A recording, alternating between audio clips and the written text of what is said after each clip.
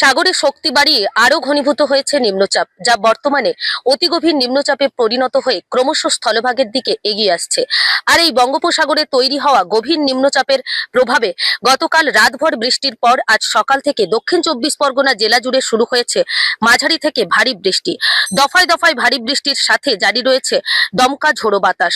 তবে জেলার নামখানা, সাগর, কাকদ্বীপ, পাথর প্রতিমা, ডায়মন্ড হারবার, ডাইদিঘি সহ উপকূলবর্তী অংশ, সেখানে কিন্তু বৃষ্টি এবং হাওয়ার ব্যাপকতা যথেষ্ট বেশি রয়েছে। বঙ্গোপসাগরে এই নিম্নচাপের প্রভাবে উত্তাল রয়েছে নদী এবং সমুদ্র।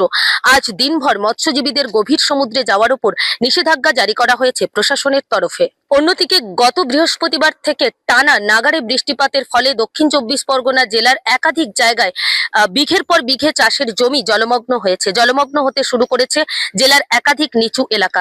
সেখানে ইতিমধ্যেই বেশ কয়েকটি গ্রাম সেগুলো কিন্তু জলমগ্ন হয়েছে এবং বহু পরিবার তারা কিন্তু গৃহছাড়া হয়ে অন্যত্র চলে গিয়েছে। অন্যদিকে আলিপুর আবহাওয়া দপ্তর যেমনটা জানাচ্ছে, বঙ্গোপসাগরে তৈরি হওয়া এই গভীর নিম্নচাপ, যার অভিমুখ রয়েছে গাঙ্গেয় পশ্চিমবঙ্গ এবং উত্তর ওড়িশা উপকূলে, এই নিম্নচাপের প্রভাবে আগামী কয়েকদিন দক্ষিণবঙ্গের জেলায় জেলায় জারি থাকবে ঝড় বৃষ্টি। আলিপুর আবহাওয়া দপ্তর যেমনটা জানাচ্ছে, আজ সোমবার কলকাতা সহ দক্ষিণবঙ্গের সব জেলাতেই হালকা থেকে মাঝারি বৃষ্টির সম্ভাবনা রয়েছে।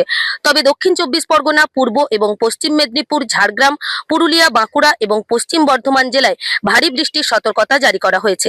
পাশাপাশি উত্তরবঙ্গের পাহাড়ি জেলা সহ দার্জিলিং থেকে কোচবিহার, এই 5 জেলায় আগামী বৃহস্পতিবার পর্যন্ত বিক্ষিপ্তভাবে ভারী বৃষ্টির হলুদ সতর্কতা বহাল থাকবে। সময় গড়ানোর সাথে সাথে এই নিম্নচাপ ঠিক কি রূপ নেয় সেদিকেই আমাদের নজর থাকবে। আবহাওয়ার পরবর্তী সমস্ত আপডেট পেতে অবশ্যই নজর রাখুন কলকাতা টিভিতে।